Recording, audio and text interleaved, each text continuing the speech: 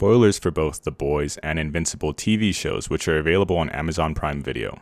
No, I'm not sponsored, and yes, I will only be talking about the shows, not the comics, so please don't mention anything pertaining to future events in either of the comics. Alright, enjoy the video. Recently, Amazon seems to have found their footing in the superhero market by acquiring IPs that are rather dark takes on the genre, to say the least.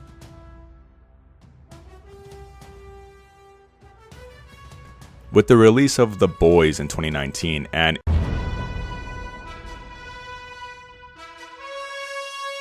okay, that was weird. What I was trying to say was, guys, okay, can you let me say, whatever, that gag was fucking dumb anyways. But anyways, these two shows seek to challenge the very idea of what superheroes actually are, and aim to set themselves apart from your average MCU film.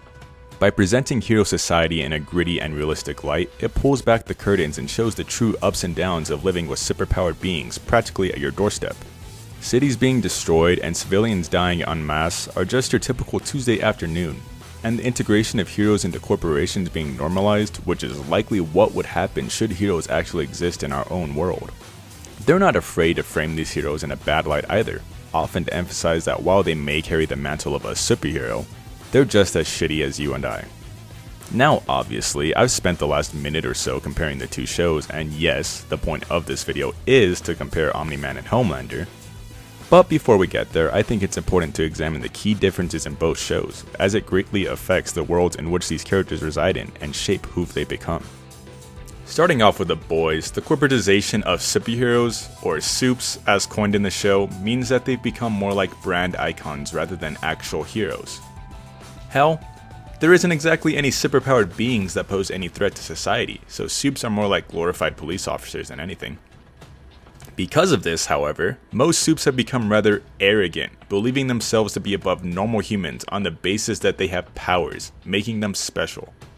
Most crime and danger caused to civilians are actually caused by the supes, but they're never held accountable thanks to their corporate overlords covering up every misdeed they do, and conversely, humans blindly worship their superpowered protectors. This is where Homelander comes into play, as he's the most powerful man on Earth being showered with the most praise, despite being the embodiment of all things despicable. He's an egomaniacal, godlike being who holds no regard for human life, and only loves himself. And while Homelander is the evil Superman trope at play, I'd say it's rather disingenuous to refer to Homelander, or Omni-Man for that matter, as strictly evil. In Homelander's case, being raised in a lab without a family and being forced to undergo constant experiments would cause anybody to lose their humanity, and being titled the world's greatest hero does nothing but boost your ego, especially when you know this title isn't just for show. While Homelander commits evil deeds, those that oppose him, aka the Boys, commit just as evil acts in the process. The Boys aims to say that there is no such thing as a true hero, as we're all fucked up in our own twisted ways. And while Homelander may be out there committing heinous acts, is fighting back with blackmail and murder the right thing to do? Essentially, The Boys is about villains fighting villains, two groups of people coming at each other that aren't capable of understanding the other side's perspective. But the question is, how does a group of normal human beings take down a superpowered god like Homelander? Normally, in any other series, there'd be a kryptonite of sorts, whether it be a weak spot on the character's body or an inanimate object that reduces their power level. But, surprisingly, in a series as nihilistic as this, the weakness of Homelander is perhaps the most strong and, more importantly, human thing ever. Love. While yes, Homelander is an egomaniac who thinks very little of anybody but himself, he can't bring himself to destroy the world, as the one thing he desperately desires in life is the love and attention he was neglected to be given as a child. Homelander doesn't hold love in his heart, rather he feeds off the love of others to keep going. At the end of Season 2, Homelander was defeated by using love against him. While yes, he could easily kill everybody there if he so pleased, he'd be exposed to the monster that he truly is, and the love people held for him would disappear. Homelander cries, not as an exhibition of whatever little empathy remains in him, but as a sign of defeat.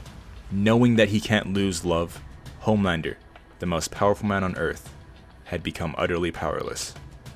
Shifting gears to Invincible, the normalization of superheroes in a society is presented throughout, as the invasion of the White House is treated as nothing but a minor scuffle between heroes and villains. And things such as cities being invaded phases nobody, as they discuss it amongst themselves as if it's commonplace. However, unlike The Boys, superpowered villains do exist and threaten civilian life, making superheroes more than just a corporate commodity, but a necessity. Because of this, there's more of a fine line drawn between what heroes and villains are in this world. But that still doesn't mean that those granted the title of superhero are morally righteous people. Rexplosion, for example, is a cheating womanizer and neglects to work as a team, putting the lives of civilians in danger. While he does truly want to save lives, he's still a shitty person in some regards, just like any normal human being is. Because of how Invincible frames its hero society, it aims to ask the question of what truly makes somebody a hero. And this is most evident through both the title character Invincible and the strongest superhero on the planet, Omni-Man. Invincible, or rather, Mark, aims to be the embodiment of a hero. And this embodiment he views as his father Omni-Man, the strongest man on the planet who puts his life on the line to save those in danger. But Mark quickly learns the harsh nature that comes with the territory of being a hero. You can't save everybody. People will die and villains will run free. Heroes can't be successful 100% of the time. But so long as you try your damn hardest no matter how futile, you're still being the best hero you could possibly be. This is the lesson Mark learns from both Omni-Man and his own experiences as a hero. He tries and fails over and over again at saving civilians, and is rarely successful in actually protecting anybody. But as he's trying in futility regardless, he's being the truest hero there is. Now what does all this have to do with Omni-Man? Well, as Mark based his idea of what a hero is off of Omni-Man, you could imagine his shock when he comes to find out that his old man's secret shatters his very image of a hero. Omni-Man, much like Homelander, is an egomaniacal, godlike being who holds human life in very little regard. Coming from the planet of Viltrum, his goal on Earth was not that of protecting it, but conquering it. This idea of a hero he presented to Mark was nothing but a mere facade, only used to disguise his intent and train Mark to become a proper asset to be used in the Viltrumite invasion. Of course, Mark refuses Omni-Man's request to join him in conquering Earth, as it would mean the inevitable destruction of his loved ones. And so, a fight between the two titans occurred. Well, calling it a fight would be disingenuous. It was more like a one-sided beatdown, with Omni-Man taking Invincible to Subway to eat fresh.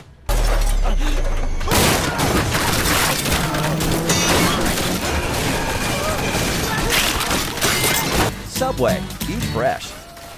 While Omni-Man may have won the physical showdown, he lost the true battle by the end of it. How was he defeated? Well, by love. You see, Mark's basis of what a hero is was indeed based off of Omni-Man, and even after witnessing and experiencing his father's brutal barrage of human sacrifices, Mark still loved him, and still idolized Omni-Man as this very same hero. Omni-Man was still Mark's hero, and nothing could change that. So Omni-Man's tears at the end of their fight were not shed in defeat, but in regret for hurting the ones he loved.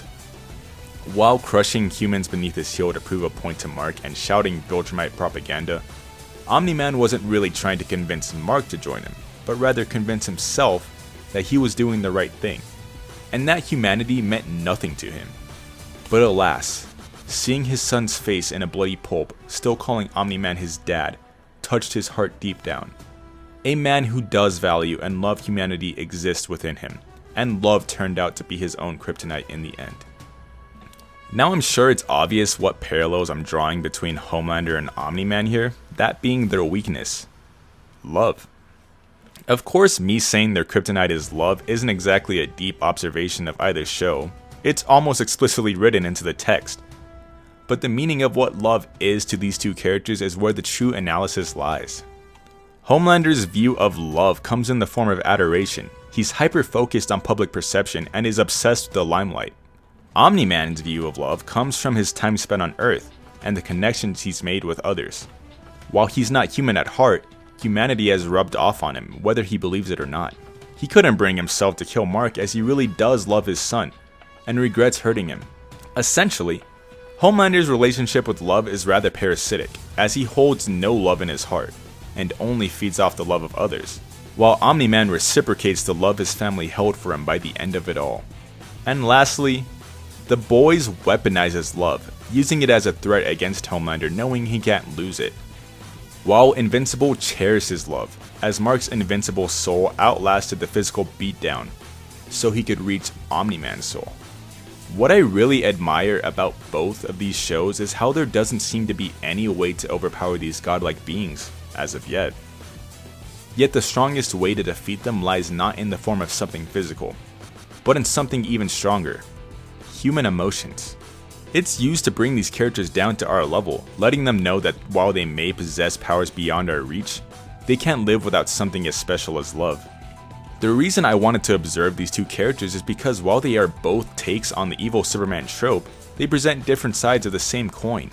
Homelander is a human being, grown without love or nurture and has lost his humanity in the process, while Omni-Man is an alien soldier, indoctrinated with militaristic ideals that become at odds with his desire to love humanity after all this time. They both desire to hold on to this fleeting feeling of love for as long as possible, and despite having all the power in the world, you can't control a human heart. Ultimately, these are two characters being brought back down to humanity, and what's being proven by these two shows is a rather hopeful message, which is a shocker considering the extremely nihilistic outlook by both series. The proof being that love conquers all. The greatest battles aren't won by firepower or the strength of one's physical prowess, but rather coming to a mutual understanding of one another and loving each other. No matter our standings in this world, we're all just human beings. Nobody can live without love, and because of that, love is the greatest weapon there is. Anyways, I know this wasn't exactly a deep analysis of either character, but I just wanted to highlight my favorite aspect that was present in both of these shows. As I mentioned, it's easy to draw comparisons between these two shows as they're both in the dark superhero niche, and produced by Amazon, with the central antagonist being an evil Superman to boot. But those were all obvious and surface level comparisons to me, as the true similarities lied in how to defeat both of these antagonistic forces. And while I spent this video comparing the two shows, they're still vastly different in content. I love both shows almost equally and could go on and on about other aspects of them that I love. So I open this up to you and asking if you'd like to see more videos about either of these shows. But that's about it. Thanks for watching, and remember to trust Vault Industries and praise Viltrum.